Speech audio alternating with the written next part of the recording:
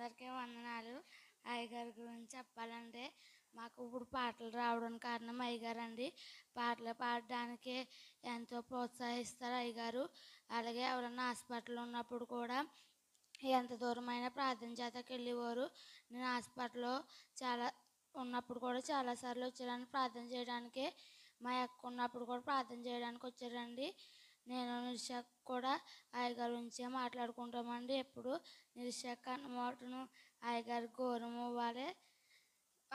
అదే చర్చికి రాగానే వందనాలు చెప్పాలి అయ్యగారికి అంటుందండి. నేను పాస్టర్ గారు ఇంటికి వెళ్ళినప్పుడు కూడా నన్ను వాళ్ళతో పాటు సమానంగా చూసేవారండి. ఏ లోటు లేకుండా చూసేవారండి. Thank you. పాస్టర్ గారికి నా వందనాలు. అలాగే మన మధ్యకి వచ్చిన జయరావు కూడా నా వందనాలు. అలాగే కూడి చేరుతున్న మీ అందరికీ నా వందనాలండి. ఈ దినము ఎంతో సంతోషకరమైన శుభదినము, మనం అందరూ సంతోషించే దినము. ఎందుకంటే మన ఆత్మీయ తండ్రి గారికి దేవుడు అనుగ్రహించిన ఒక నూతన దినమనే దయా కిరీటాన్ని ఆయనకి ఇచ్చారు. అందరి బట్టి ఈ దినాన్న మనం అందరం ఎంతో సంతోషిస్తూ ఉన్నాము. కానీ ఆయన ఇక మన సంఘానికి వచ్చినప్పుడు, ఈ చంద్రాల చెరువుకి వచ్చినప్పుడు 2008వ సంవత్సరంలో ఉన్న మందిరమును ఇప్పుడు జరిగిన ఈ మందిరము సంఘాభివృద్ధిని చూస్తే దీనికి మొదటి సాక్షి నేనేనండి. ఎందుకంటే ఎంతో దేన దశలో ఉన్న ఈ సంఘాన్ని దైవజనులు అడుగుపెట్టి ఈ యొక్క సంఘాన్ని 30 దంతులు 60 దంతులు 100 అంతులుగా ఈ సంఘాన్ని ఎంతగానో ఫలింపులోనికి తీసుకొచ్చారు.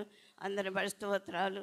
ఆయన చేసిన పనికి శ్రమకు ఫలితంగా దేవుడి దినాన్న ఆయన కనిన సంఘ బిడ్డల ద్వారా ఈ యొక్క పుట్టి దినాన్ని జరుపుకోవటానికి ఎంతో ఆనందదాయకమైన విషయము. ఎందుకంటే ఆయన కుటుంబస్తులతో కాకుండా, గ్రామంతో కాకుండా, బంధువులతో కాకుండా తన కనిన సంఘ బిడ్డలతో ఈ పుట్టినరోజు జరిపించుకుంటా ఆయన జీవితంలో ఆనందకరమైన సంతోషకరమైన విషయమని నేను భావిస్తున్నాను.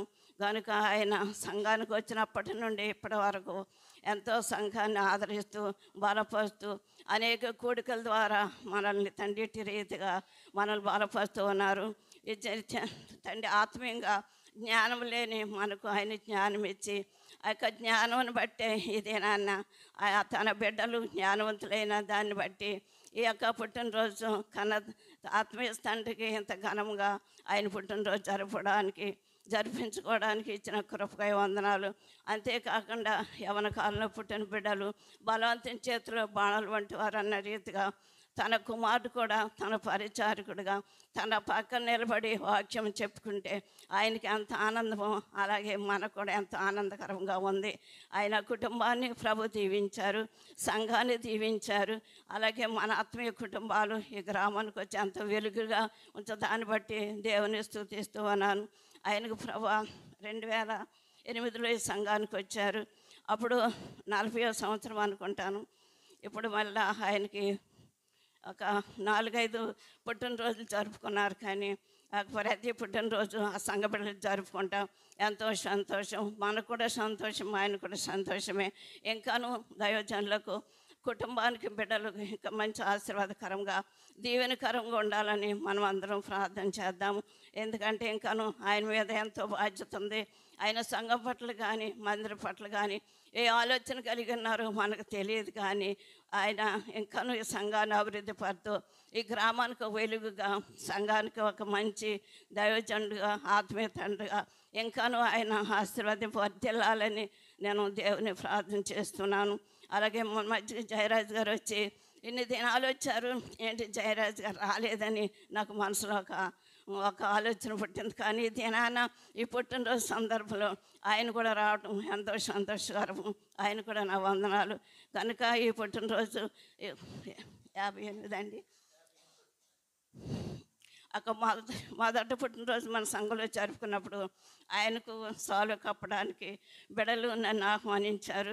అప్పటి నుండి ఇప్పటి వరకు కూడా ఆ ధన్యత నాకు ఇస్తూనే ఉన్నారు. మరి నాలో ఏమున్నదో తెలియదు, కానీ మీకంటే నేను తండ్రి యొక్క జ్ఞానవంతురాలు కాదు, కానీ నాలో యోగ్యత లేదు. కానీ సంఘం అన్నిటి రీతిగా బలపడుతున్న దాన్ని బట్టి వందనాలు.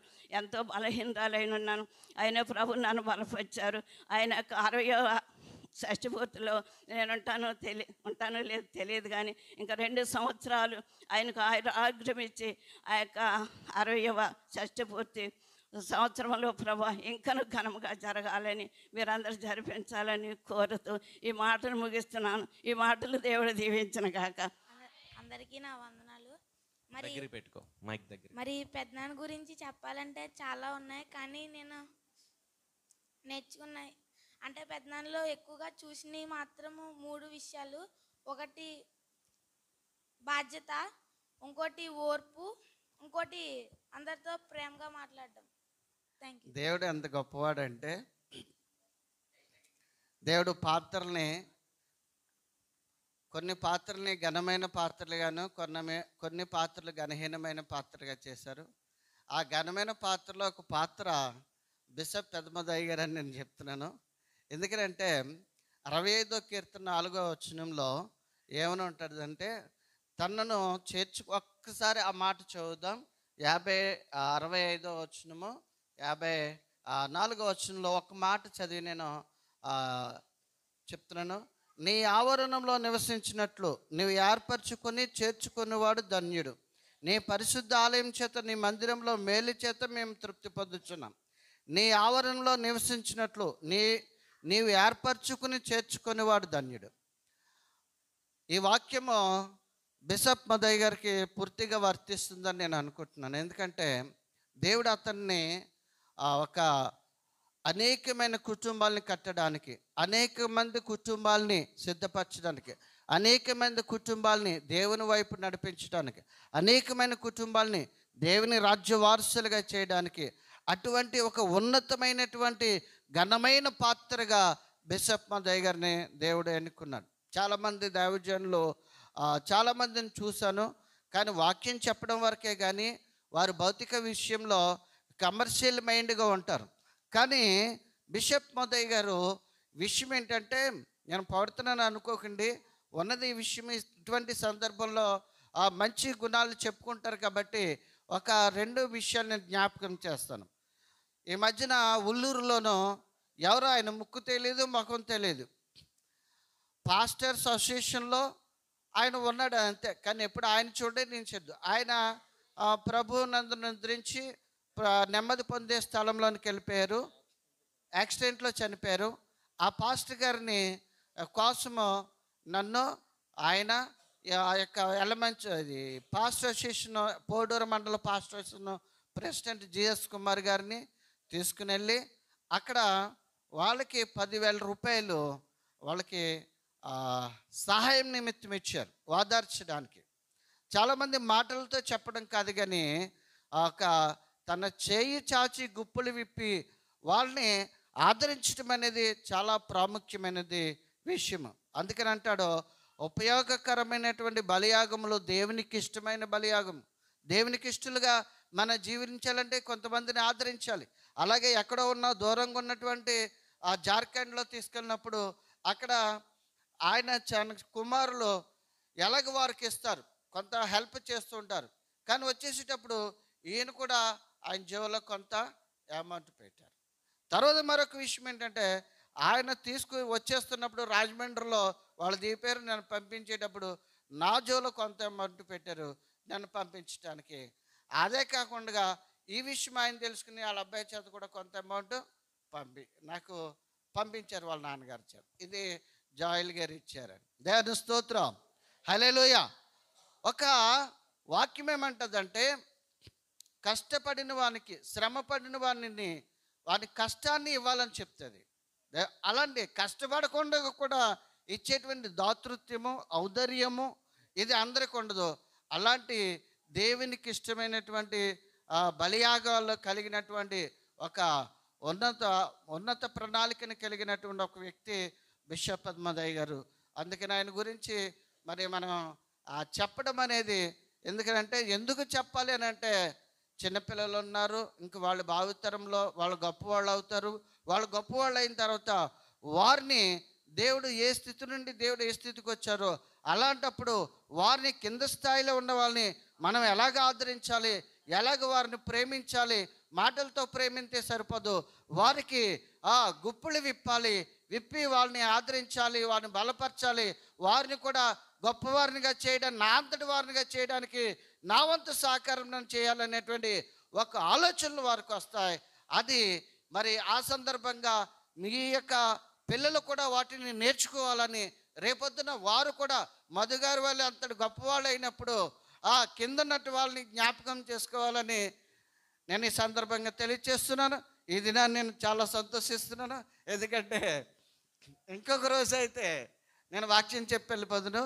ఈరోజు నన్ను ఆహ్వానించడంలో ఈ గొప్ప వేడుకను, సంతోషాన్ని నేను కూడా పంచుకుని ఆయన గురించి ఒక సందేశాన్ని పిల్లలకు కూడా తెలియజేయడానికి ఇచ్చినటువంటి సమయాన్ని బట్టి సంతోషిస్తూ ఈ అవకాశం ఇచ్చిన వారికి నేను ధన్యవాదాలు తెలియజేసుకుంటూ, అలాగే అనేక సంవత్సరాలు ఇలాగ పుట్టినరోజు చేసుకుంటూ మనల్ని ఆదరిస్తూ, మనల్ని బలపరుస్తూ, మనల్ని నడిపిస్తూ ఉండాలని ఆయన్ని ఆశీర్వదిస్తూ, అలాగే ఆయురారోగ్యములను, సంపూర్ణ సంతోషమును, సుఖ సంతోషములను, సమాధానమును వారికి వారి భార్య బిడ్డలకు దేవుడు అనుగ్రహించునుగాక. Amen, amen, amen. May God bless you. Many happy returns of days. Wish you happy birthday to you. God bless you. మరి ఇప్పుడు భార్య గారు. Thank you. దేవుడు నామానికి స్తోత్రాలు. మీ అందరికీ నా వందనాలండి. దేవుడు ఇటువంటి సమయాన్ని ఇచ్చినందుకు దేవదేవునికి వందనాలు, స్తోత్రములు చెల్లించుకుంటున్నాను. దైవదాసులకు ఇచ్చిన దయాకిరీటాన్ని బట్టి ఆయుర ఆరోగ్యాలతో ఆయన ఎంతకాలం కాచి కాపాడి ఆయన రెక్కల చెట్టును భద్రపరిచి ఆయన చేస్తున్న సేవలో దేవుడు తోడుగా ఉండి మరొక దయాకిరీటాన్ని దేవుడు ఆయనకు అనుగ్రహించున్నారు. అందును బట్టి దేవునికి ఏమిచ్చి కూడా రుణం తీర్చలేము. అందుకు ఆయనకే దేవదేవునికి స్తోత్రములు చెల్లించుకుంటున్నాను. ఈ ఉదయకాలం మందు దేవదాసుల కోసం చెప్పాలంటే, దాసుల కోసం నేను చెప్పడం, ఆయన అయితే చాలా మంచివారు. అటువంటి వ్యక్తిని నాకు భర్తగా ఇచ్చినందుకు దేవునికి స్తోత్రాలు చెల్లించుకుంటున్నాను. మంచి గుణం కలిగిన వ్యక్తి, శాంతి గుణం ఎక్కువ, మంచి మనసు, అందరినీ ప్రేమించే తత్వం ఎక్కువ బాగా. అది నా వాళ్ళు లేకపోతే తన వాళ్ళు అన్న భేదం ఉండదు, అందరినీ ప్రేమిస్తారు ఒకే రీతిగా. బయట వాళ్ళని కూడా అదే రీతిగా ప్రేమించే మనస్తత్వం బాగా ఎక్కువ ఉంటుంది. అలాగే ఎవరిని తిట్టరు, తిట్టాలి మానాలన్నా నన్నే తిడతారు. ఆ విషయం కోసం మీరు ప్రార్థన చేయండి, నన్ను కూడా తిట్టకుండా మానేసేలాగా.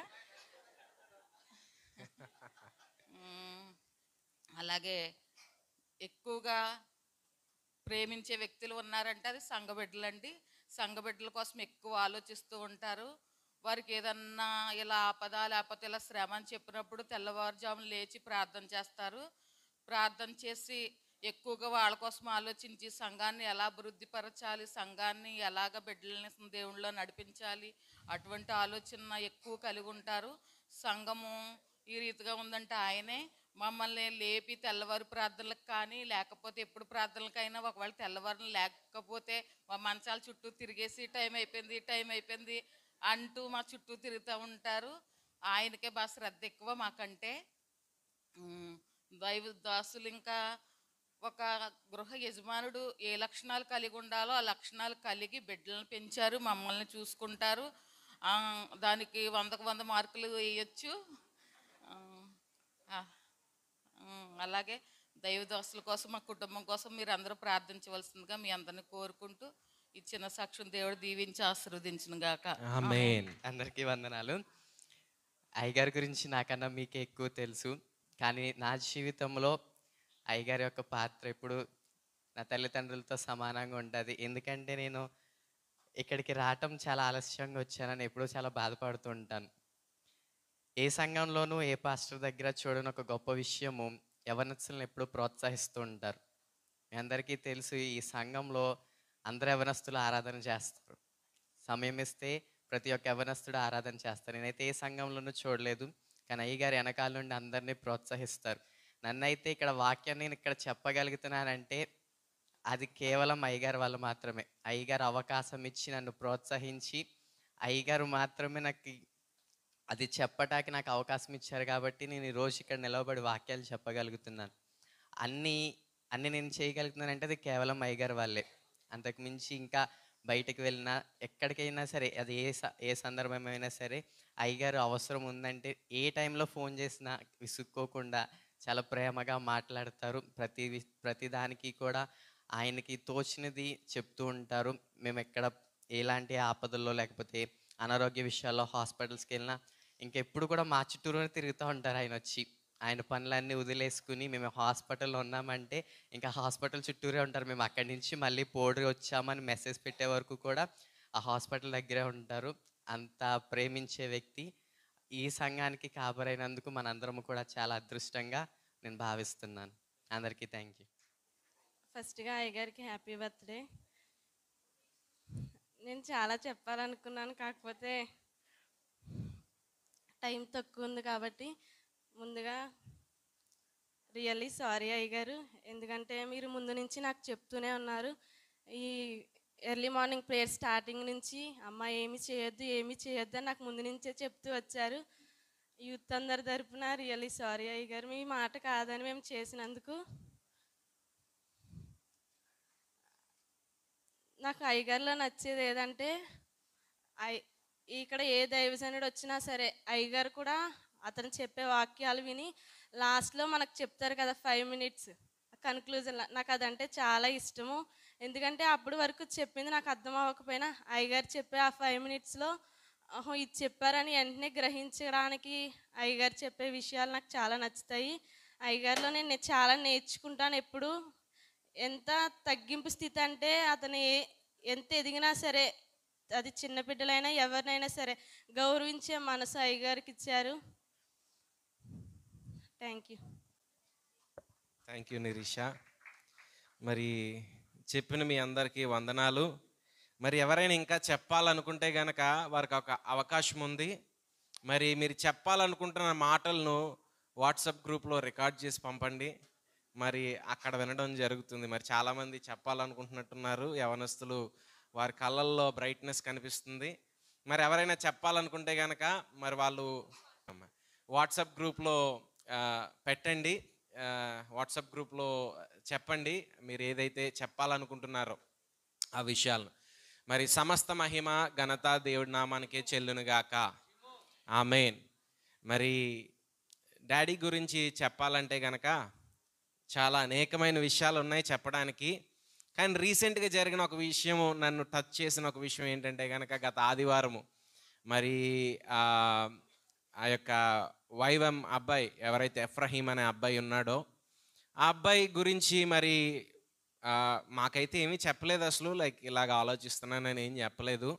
కానీ లైక్ వచ్చిన ఆ ఆఫరింగ్స్ అన్నీ కూడా మరి వారి యొక్క కుటుంబానికి పంపడానికి ఆయన అలా చెప్పినప్పుడు నాకు చాలా సంతోషం అనిపించింది. చాలా ప్రౌడ్గా ఫీల్ అయ్యాను. లైక్ దట్స్ మై డాడ్ అని నాకు చాలా ఆనందం వేసింది ఆ యొక్క విషయాన్ని అలా డాడీ అది చేసినప్పుడు. అలానే లైక్ చాలా దీర్ఘశాంతమైన మనిషి. ఎప్పుడూ కూడా నేను కోప్పడినా లేకుంటే కనుక నేను ఏమన్నా అన్నా కానీ like he don't talk back and I'm sorry for that. కానీ చాలా దీర్ఘశాంతముతో మా అందరి విషయంలో ఎప్పుడు కూడా చాలా దీర్ఘశాంతముతో తగ్గింపు కలిగి, అమ్మ విషయంలో కాదంట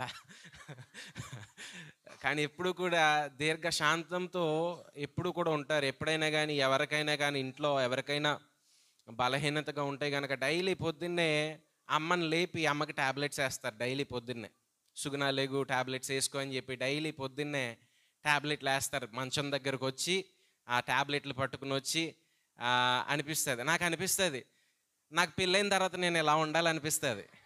లేకుంటే కనుక అనిపిస్తుంది అరే భార్య ఏమన్నా మాట అన్నా పట్టించుకోకుండా వెళ్ళిపోవాలి, ఇలా దీర్ఘశాంతంగా ఉండాలని చెప్పి అనిపిస్తుంది. కానీ దేవుని బిడ్డలారా, దేవుడు ఏ పరిస్థితి నుండి లైక్ చిన్నప్పుడు వాళ్ళ జీవితంలో జరిగిన సంఘటనలు లేకపోతే ఎక్కడున్నారో ఎక్కడి నుండి వచ్చారో ఆ విషయాలన్నీ చెప్తే కనుక చాలా ఇన్స్పిరేషన్గా ఉంటుంది. అంటే ఇలాంటి పరిస్థితి నుండి వాళ్ళు వచ్చారు, ఇలాంటి ఏమీ లేని చాలా దీన పరిస్థితి నుండి దేవుడు ఇలాగా లేవనెత్తాడు అంటే నాకు అనిపిస్తుంది. ఈరోజు కూడా అక్కడ కూర్చున్నప్పుడు అనిపిస్తుంది దేవుడు ప్రణాళిక ఉంటే, దేవుడు ఆశీర్వదిస్తే, దేవుని యొక్క కృప మన మీద ఉంటే కనుక దాన్ని ఎవరు కూడా ఆపలేరు, దాన్ని ఎవరు కూడా ఆపలేరు, దాన్ని ఎవరు కూడా తీసివేయలేరు. మరి అటువంటి కృప అటువంటి అనేక మందికి ఆశీర్వాదకరంగా, అనేక మంది దైవజనులకు కానీ లేకపోతే అనేక మంది కుటుంబాలకు కానీ ఈ దినాన దేవుడు మరి డాడీని ఆశీర్వదించారు. ఆ ఆశీర్వాదమే ఈ దినాన మా మీద అలా కంటిన్యూ అవుతుంది. మరి అమ్మని డాడీని దేవుడు ఎంతగానో ఆశీర్వదించాడు. ఆ ఆశీర్వాదం ఈ దినాన మాలో కూడా, మా బిడ్డల జీవితాల్లో కూడా ఆ యొక్క ఆశీర్వాదం అనేది కంటిన్యూ అవుతుంది. అందుని బట్టి దేవుడి నామానికి స్తోత్రం కలుగునుగాక. మరి దేవుని బిడ్డలారా, మరి రాబోయే దినాల్లో జరగబోయే పరిచర్యల కొరకు మరి దేవుడు ఇంకా మంచి ఆరోగ్యాన్ని, బలాన్ని, శక్తిని ఆయన యొక్క పరిచర్యలో డాడీని ఇంకా బలముగా వాడుకోవాలని మరి మీరందరూ కూడా మీ అనుదిన ప్రార్థనలో జ్ఞాపకం చేసుకోవాల్సింది కోరుచు ఈ మాటలను దేవుడు దీవించునుగాక. ఆమేన్. మరి కేక్ కటింగ్ చేసుకుందాం. మొదటగా లేట్ అయింది, క్షమించండి.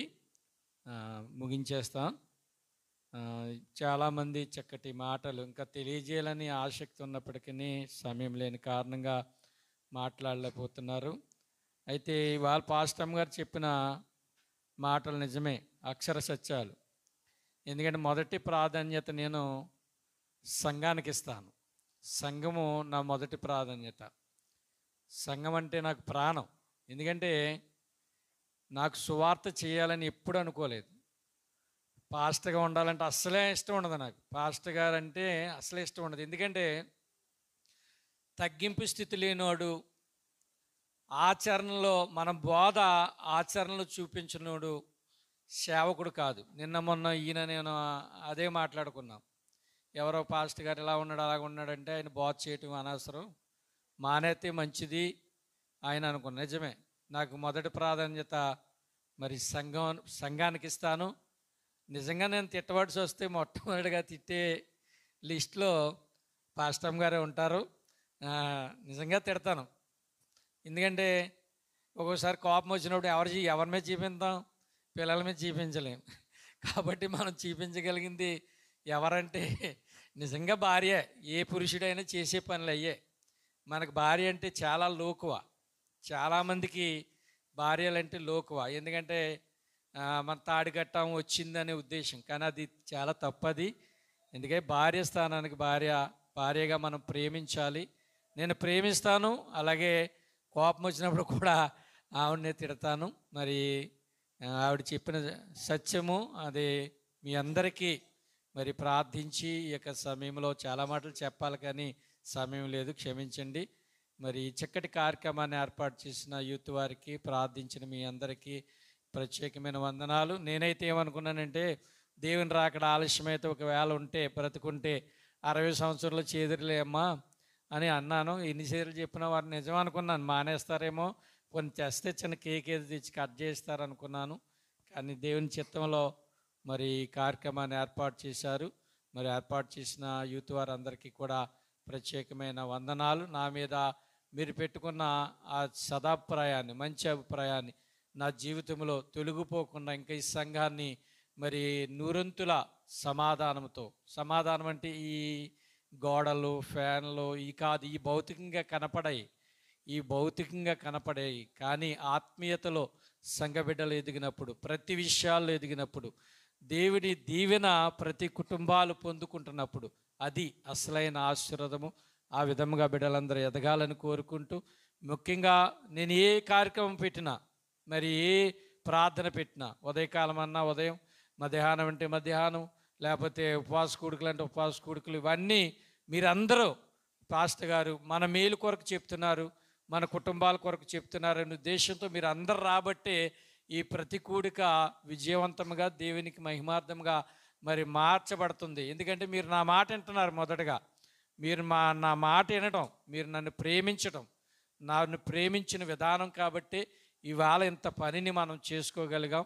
ఇంకేమైనా నాలో మరి ఇది మారాలి అనుకుంటే నేను మార్చుకోవడానికి ఏమీ ఇబ్బంది పడను. ఏదైనా ఏ పరిస్థితినైనా మార్చుకోవాలి, ఇది మారాలి అనుకుంటే ఖచ్చితంగా మార్చుకుంటాను. ఎందుకంటే దేవుని సేవ అనేది, వాక్యం వినటం అనేది, నేర్చుకుంటాం అనేది నిరంతర విద్యార్థులుగా మనం ఉన్నప్పుడు మాత్రమే దేవుని యొక్క వాక్యాన్ని మనం నేర్చుకోగలం. అటు స్థితి దేవుడు మనందరికీ దయచేలాగా మా కొరకు, మా కుటుంబం కొరకు ప్రార్థించండి. మరి ఈ మినిస్ట్రీ ముఖ్యంగా మరి డెవలప్ అవ్వడానికి కారణం, ఒక గర్వంగా నేను చెప్పగలిగిన ఒక మాట ఏంటంటే, పెద్ద కుమారుడు జోయల్ మరి ఆయన నా వెనకాల వెన్నెముకగా ఉండి మరి సపోర్ట్ చేస్తూ, ఏదైనా అంటే సపోర్ట్ చేస్తూ మరి ఆ బిడ్డ నాకు ఎంతగానో వెన్నెముగా ఉంటాడు.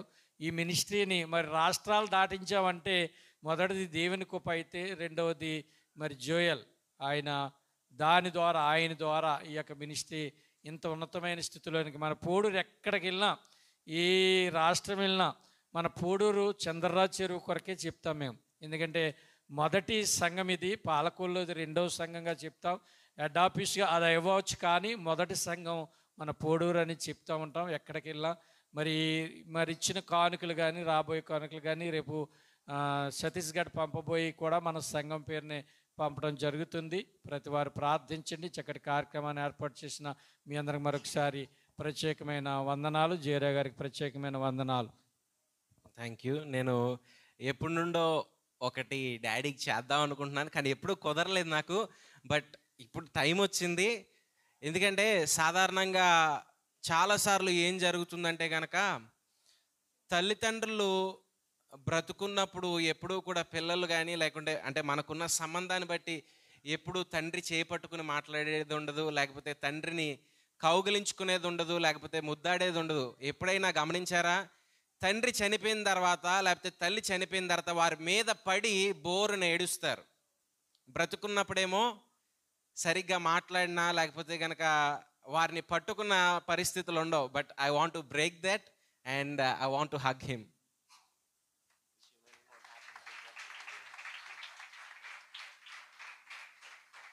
మరి ప్రార్థన చేసుకుందాం. మరి యవనస్తులందరూ కూడా ఒకసారి ముందుకు వస్తే కనుక త్వరగా మరి ఈ యొక్క కేక్ కార్యక్రమాన్ని నిరంతరము మా ఇళ్ళకు తోడయ్యుండి నడిపించునుగాక. ఆమేన్, ఆమేన్, ఆమేన్.